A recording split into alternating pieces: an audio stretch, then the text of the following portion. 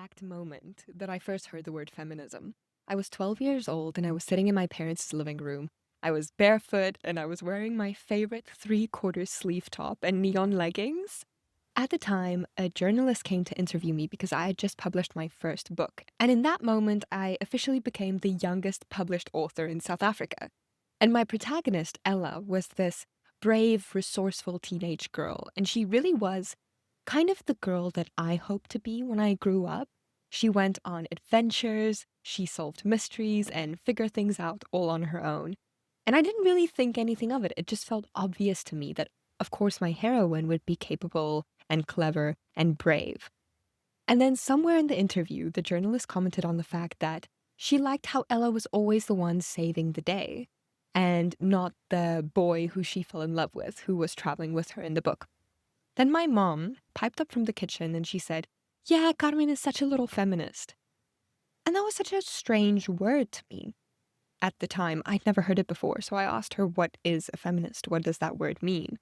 And she said, it's someone who believes that women are equal to men and that we can do anything they can do. And I remember my first thought being, well, yeah, duh. It felt as strange to me as if someone had said, oh, she's such a little, I don't know, breakfast. She believes that we should all breathe. It just seemed so obvious to me that it didn't even need a word. But definitely I look back at that moment and I realize it was a seed. Because right after that, I became aware for the first time that maybe not everyone in the world did believe this. Maybe there were people out there who actually thought that women were not equal to men. And that realization changed everything. In this episode, I want to trace how my thinking about feminism and about what it means to be a woman has changed since that moment. Because I've been the angry teenage feminist, slamming doors and scowling at boys who are trying to open doors for me. And I've gone through a phase of scorning pink and makeup and jewelry and anything girly, you know? And then later, I swung hard the other way. And I embraced hyper-femininity, and I was romanticizing misandry and pouring all my energy into my female friendships and entering into a phase. I mean, if I can admit it here, this is a safe space, right?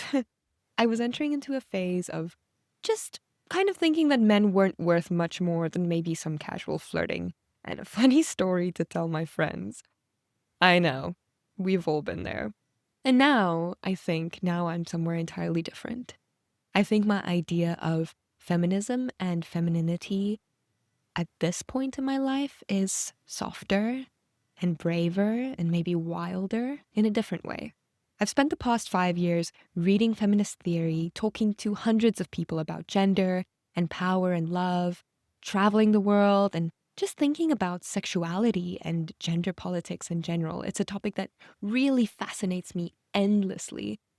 I find it so interesting that I actually wrote my honors thesis at university about female sexuality and how our bodies are perceived in the world and in literature. And so today, I want to share the way my feminism and my femininity has evolved. This episode is definitely not going to be prescriptive. I don't want to tell you how to live or what to believe. I just want to offer you my story as an invitation, maybe to explore what feminism means for you, or what femininity and masculinity mean for you. And what might it look like to live those things out in a way that feels completely, authentically like your own. Now, looking back, I think the reason I found the word feminism so strange, at first at least, is because of the house I grew up in. My world was full of strong women and strong men who completely supported them. My maternal grandmother, so my mother's mother, she lost her father when she was really young. She left school to take care of her mother, and then she had to teach herself what she needed to actually pass her matric exams. And she read stacks of business books, started selling trinkets at the age of 19. And amazingly, she made enough money to buy her own house and eventually built a pottery and a skincare company that, get this, won her Africa's Businesswoman of the Year award 5 years running. That's incredible. And my grandfather, her husband, who was in the military, he built their house with his own hands. He fixed her pottery machines and stayed up throughout the night to reheat her kiln so her orders would be ready in the morning. And he was just such a beautiful, supportive figure in her life. And on my father's side, the same thing happened. Funny enough, my father's mother also had her own pottery company, believe it or not. And there, I also had another grandfather who supported her every step of the way. And then, that's not even talking about my mom. She was one of the first 3 women in South Africa to study theology at a time when women weren't even allowed to be ministers yet. She told me stories of how she went from Old Testament lectures straight to teaching aerobics at the university gym. So she would go to class in her leotard. Can you imagine how controversial that was? In the 80s, in apartheid South Africa, studying theology at the University of Pretoria. It's already crazy that she's there. She's a woman, she's studying theology, and now she shows up in her leotard? Queen. So much respect for her, honestly. Later, she then became the editor of one of the biggest women's magazines in the country, and now she runs 2 companies, one of them continuing my grandmother's skincare legacy. So I just come from a family of really strong women. And then there's my dad. My dad is, honestly, one of the best men alive. The truest kind of feminist, without ever needing the label. Growing up, he woke us up with coffee, he drove my brother and me to school, he supported my mom's work trips, and then he would turn them into like little romantic getaways whenever he could. He cooked for us, he created this beautiful sense of home, and he always told me that I could do anything, anything that I wanted, and he meant it. And so for me, my parents really modeled true partnership. It wasn't a strict 50-50 split, but each of them gave 100% in the area where they were strongest. And sometimes that meant 100-0, other times it meant 80-20, but they were a team. So now you can understand why the first time I heard the word feminist, I thought that it is redundant. But I didn't know yet how rare that kind of upbringing was, or how deeply patriarchal the society around me could be. But then, of course, I grew into my teenage years, you go into the big bad world, and little by little, I started noticing things. It started small, like at braais, which is like South African barbecues. I noticed the women always ended up in the kitchen making salads or braaibroodjies, like we call them. And then the men would stand outside by the fire, and after dinner, the men stayed seated with their beers while the women cleared the table and did the dishes. And then I noticed other things, like in history class, there would be entire chapters on wars and revolutions with a single apologetic paragraph at the end labeled something like woman's contribution. Another thing that's quite funny, I really got into competitive debating in high school, and I remember being 16 and debating this boy from a different school, and I threw an argument at him and he just couldn't reply back. So he was like stammering and he got all red in the face. And after a few moments of silence, he literally just screamed, "You're just a girl." And the whole crowd laughed. But I thought, wow, am I supposed to just take that? It's ridiculous. And I also noticed that if I visited my friends, if they asked their mom for permission to do something, the mom would always say, "I'll have to ask your dad." At weddings, you would hear pastors say to the bride that she must obey her husband or submit to her husband. And that kind of language just made my stomach knot and made me sick just hearing it. Also, I remember the first time I realized that I didn't have both of my parents' surnames, that my last name was only my father's, and my mother's maiden name kind of just got lost in the mix. And I remember at 14 being groped for the first time in a crowd, and just that feeling of absolute shock that somebody could do this, that they think they have the right to touch your body without consent. And for some reason, the first thing I could think of in that moment was to throw a middle finger up in the air at this boy as he was scurrying away. And then my aunt saying that flipping someone off is unladylike. Even though she saw the whole thing that happened, she didn't even mention the boy who groped me.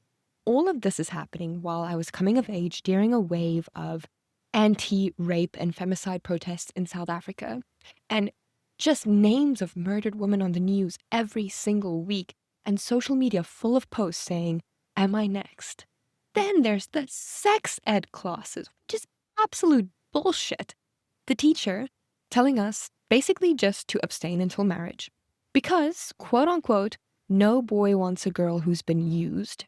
They talked at length about the natural sex drive of boys and how it was completely normal for them to masturbate, but female masturbation wasn't even mentioned.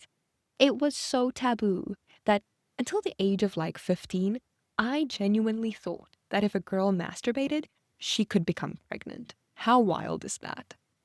Nobody told us that our pleasure mattered or that it was our right to explore our own bodies. And outside the classroom, that double standard was everywhere. If a girl made out with a guy at a party, she'd be called a slut the next day in whispers behind cupped hands, while the guy would be celebrated as if he was a hero. And at school, we were made to kneel in lines so teachers could check that our skirts brushed the floor to make sure we wouldn't distract the boys. Meanwhile, the Afrikaans Burki boys of my high school strutted around in the shortest shorts you have ever seen, unchecked. And I learned quickly that the line between adoration and hatred was very thin. A boy could worship you one day and turn really cruel the next if you didn't return his attention. And of course, it wasn't just a teenage thing. Years later, this happened recently actually, one of my best friends who I met traveling in India, she told me that she woke up in a taxi in the north of India to find her driver's hand under her shirt. And of course, she was angry and terrified and shaken up. But what broke my heart the most was when she told me that by the time she reached her destination, she'd already made peace with it. Because in her words, that's just a part of being a woman. And that is the saddest part. How quickly we learn to normalize this and to carry it and to kind of fold it into the universal experience of womanhood.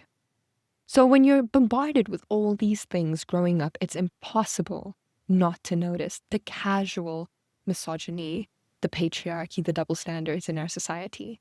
And I slowly started realizing that the world wasn't naturally set up to see women as equal. Simone de Beauvoir wrote, "One is not born, but rather becomes a woman." And I think this was the start of my becoming. The moment I realized that being a girl wasn't just biology, it was something the world was going to teach me how to be, whether I liked it or not. So once I saw it, I couldn't unsee it. And by the time I hit my mid-teens, I was just really angry. Angry that the woman cooked and the men didn't move after dinner. Angry that so many women died in South Africa and it just became a normal part of our lives. I was angry at the boys in my school who could film under a girl's skirt while she's walking up the stairs, and all the principal would say is, "Boys will be boys." And honestly, when you're 15 and you've just discovered injustice, your anger feels righteous. It feels like power. And so I went into full rebellion mode. I refused to wear makeup or jewelry. I scowled if a boy opened a door for me. I was determined to prove that I could do anything a man could do and that I could do it better. Looking back now, I see that I wasn't just angry at the system. I think in a way I was also angry at the feminine itself. And I thought that rejecting it would somehow free me from being dismissed or patronized or underestimated. But of course, what I was really doing was buying into the same lie, that male was the default or the goalpost, and that in order to be equal, I had to be like them. The feminist philosopher Bell Hooks wrote that feminism is for everybody. It's not about swapping one hierarchy for another. It's not about becoming men or beating them at their own game. It's about dismantling the game entirely and creating something better and freer in its place. And of course, at the time, I didn't have that nuance yet.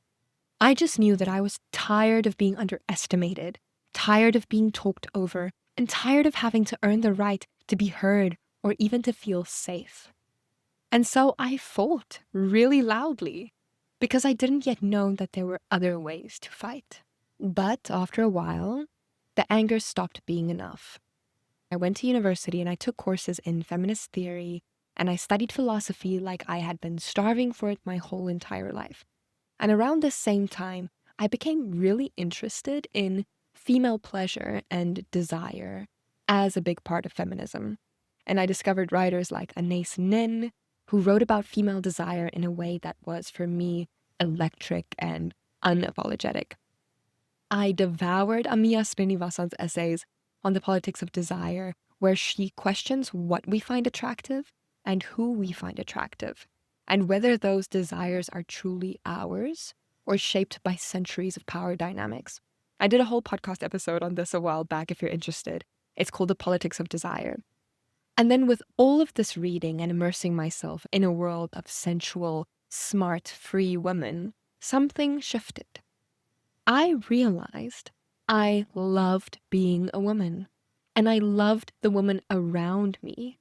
After years of trying to beat men at their own game, I suddenly felt this deep hunger to explore what felt like uniquely mine, my sexuality, my softness, my curiosity about beauty and pleasure and what it means to be a woman.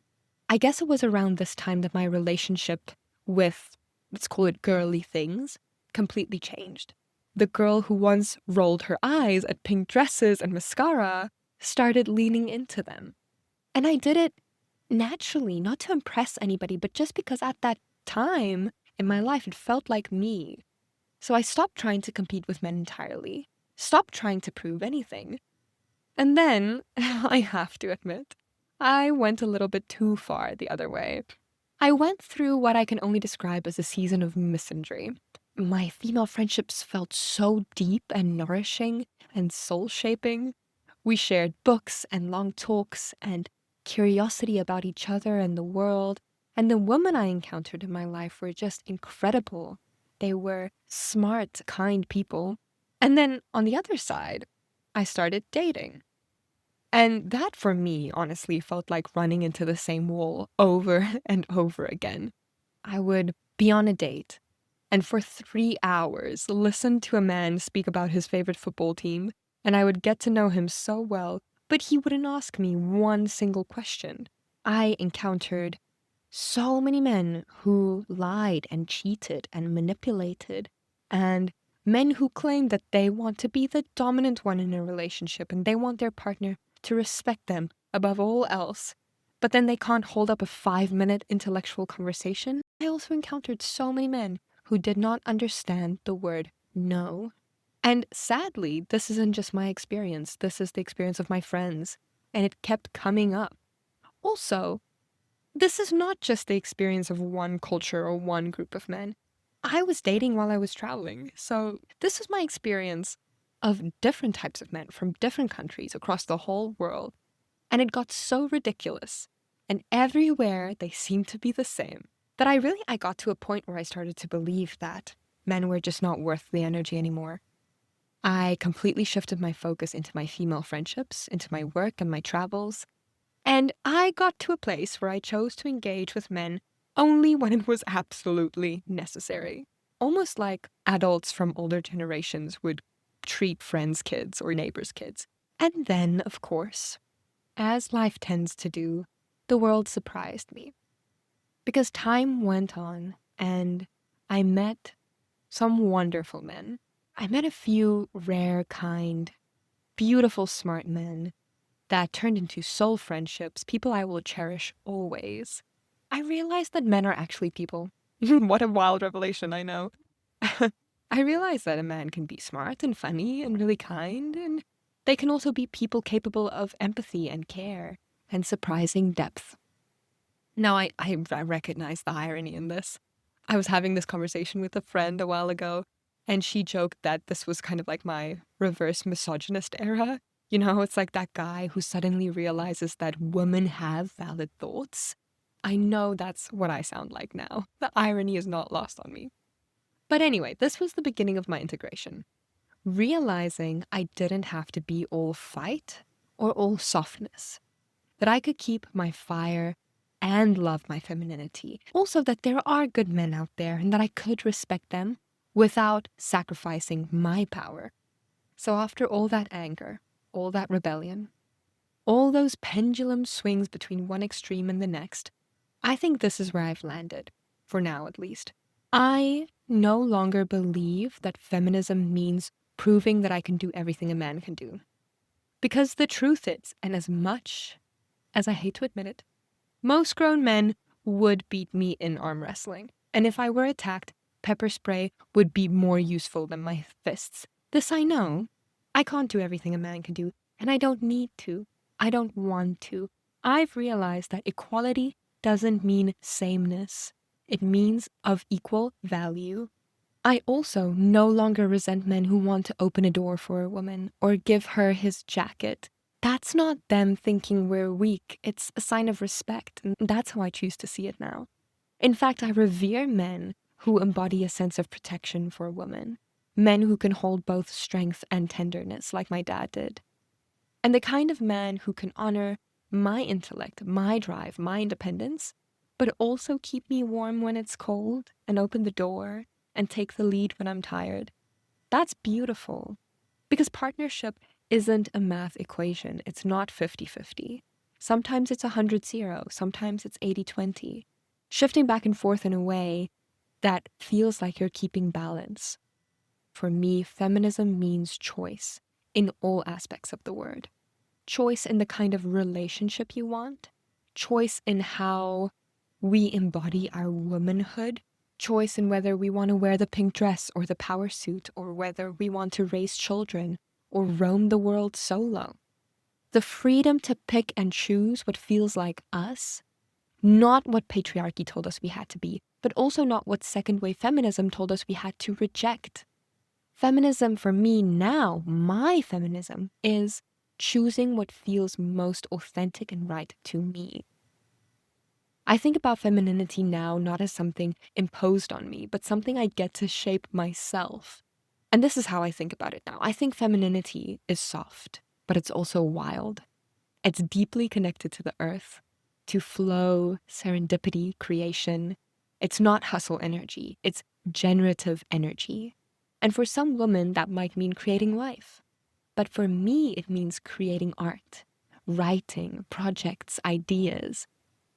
And for me, femininity is also deeply aesthetic. It's about seeking and shaping beauty around you.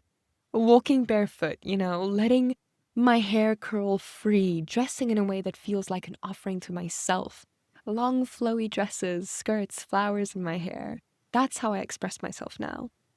And with that being said, I can also now allow myself to admit that I crave a protective masculine energy in a partner. I can say that without feeling any less of a feminist. I want a strong man, not because I am weak, but because I am powerful. Because I want someone who can hold that power, who respects my mind, who doesn't shy away from my dreams and ambitions. I want a man who chooses me boldly so that I can choose him right back. Someone who can carry me up the stairs and kiss me in the rain and talk to me about philosophy. Someone who doesn't see me as fragile, but as fierce, yet still treats me delicately. I can say that proudly. That's what I want. And does that sound like a fantasy? Well, let's just say I can promise you it's not. And maybe your desires look nothing like mine. And that's exactly the point, because when we talk about masculine and feminine energy, we forget how arbitrary those categories are. I mean, think about how men used to wear makeup and high heels in Europe as a sign of status back in like the 1600s, 1700s. And across time and across cultures, what's masculine or feminine has shifted so wildly. So for example, I recently heard that in Samoa, there's a long recognized third gender called fafafine. And it's people assigned male at birth who take on roles and expressions considered to be feminine. And in Hawaiian and Tahitian traditions, the mahu are people who embody both male and female spirits. And then in Tonga, there are whakaleiti, people who cross gender expressions and norms. This is just mentioning a few. Once you start digging into history and in different cultures, you see this everywhere. Because please let us not forget that Western culture, the stuff we see on social media and TikTok, that is not true for the whole world. There's so much more richness and culture and history. The world is so much larger than just your TikTok algorithm. And these societies show us that gender identity, gender norms and roles, and what's considered masculine or feminine, it is not fixed. It shifts with culture and history and who's in power. And that means the way you want to embody your femininity or masculinity, or a mix of both, it's yours to decide. It doesn't have to fit someone else's rule book, because the rules we've inherited are completely culturally constructed. They are arbitrary. They change over time, and they shift from country to country. There is no one right way to perform gender. And that's where the freedom comes in. You get to choose. You get to mix and match. You can be a woman in steel-toe boots running a company, or a man who stays home raising kids, or a non-binary person who loves power tools and building houses and also wears lipstick. You can be soft and nurturing one day and fierce the next. This is what I love about where my feminism has landed me. It's not about being like men, and it's not about rejecting everything that is seen as traditionally girly. It's about deciding how I want to show up and then owning that choice fully. But here I want to pause for a second, and I need to acknowledge something. Even just having this conversation with you, even sitting here unpacking my relationship with feminism and femininity, it is a privilege. Because in some parts of the world, women cannot vote, they cannot drive, they cannot even show their faces in public or speak to one another outside of the house. They cannot choose who to marry. And for them, their feminism looks a lot more like a war. We get to think about feminism as self-expression, personal choice, as wildness, softness. And that makes me even more grateful to live in a time and a place where I get to decide what my womanhood means to me. But yes, of course, even in our free societies, there's still so much work to do. There are still glass ceilings, wage gaps, rooms where women are underrepresented, spaces where our voices aren't heard, and there are still moments where we shrink ourselves to fit in, or feel ashamed of wanting something, whether that something is power, or pleasure, or softness, or love, or just plain basic human safety. I want to leave you with some questions. You don't have to answer them all now, but maybe journal about them later, or just let them roll around in your mind as you go about your day. The first question is, when did you first learn the word feminism? And what did it mean to you at that point? What does it mean to you now? What parts of femininity or masculinity have you rejected, and why? And which of those do you now feel free to embrace? How do you want to embody your gender or your humanness in a way that feels fully your own? And maybe most importantly, where are your desires coming from? Are they truly yours, or were they handed to you by somebody else? Or was it a script imposed upon you by a power system? So that's what feminism has become for me: the right to choose freely and authentically. Whether you want to be the president or raise your kids at home, whether you want to run a company or write a book or wander the world alone, whether you want to live in softness or burn with fire, or both, whatever you want, just make it yours. Okay, I'd love to hear what came up for you while listening. So send me a message, please. Share your reflections, your anger, your joy. Maybe if you have any questions, let's keep the conversation going. Because feminism isn't static. It grows as we go. Thank you for sitting with me through this one. It felt really personal, and it felt like a really important conversation to have. If this stirred something in you or helped you see your own story a little more clearly, I'd love to hear about it. You can always send me a DM on Instagram. I genuinely love hearing your reflections. And if you enjoyed this episode, it would mean the world to me if you hit subscribe wherever you're listening so that you don't miss the next one. And if you have a minute, leave a quick rating or a review. It helps other people find the show and join in on conversations just like this one. I love chatting with you. Don't forget to get a little lost this week. That's where the magic finds you. Until next time.